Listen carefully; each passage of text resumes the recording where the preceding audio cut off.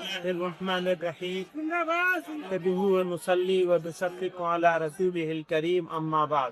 بہت سارے لوگوں نے اس ایکٹ کے بارے میں اور اس ایکٹ کے سویدھان ویرودھی دستور مخالف ہونے کے بارے میں تفصیل سے بات کی۔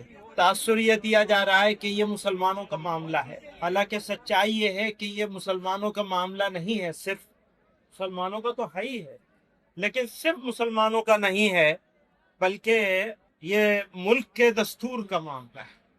اس ملک کے دستور سازوں نے، ماڈرن انڈیا کے جو آرکیٹیکٹ تھے، انہوں نے جو خاکہ بنایا تھا اس ملک کا، اس کو یہ لوگ توڑ دینا چاہتے، توڑنے کی سمت میں چل رہے ہیں۔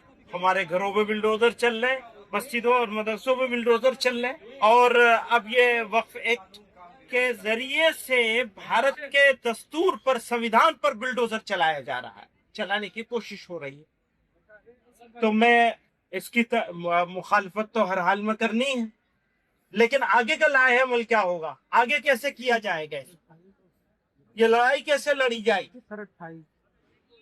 جیسا کہ سب لوگوں نے کہا کہ یہ شروعات ہے، تو جب کسی چیز کی شروعات اتنی خوبصورت ہو تو اس کی جوانی اور اس کا شباب کتنا خوبصورت ہوگا۔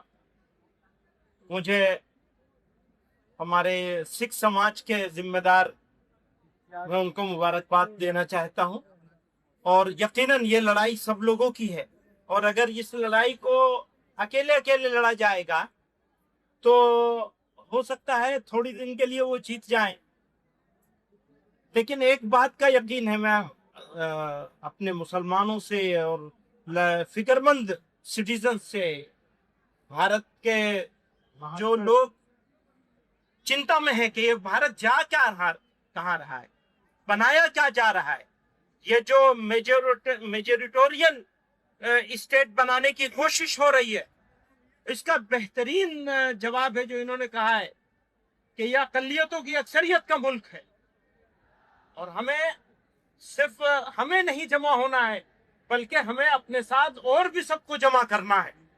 ایک بات یہ ہے۔ دوسری بات یہ ہے، ہر لڑائی کے لیے قربانی کی ضرورت ہوتی ہے۔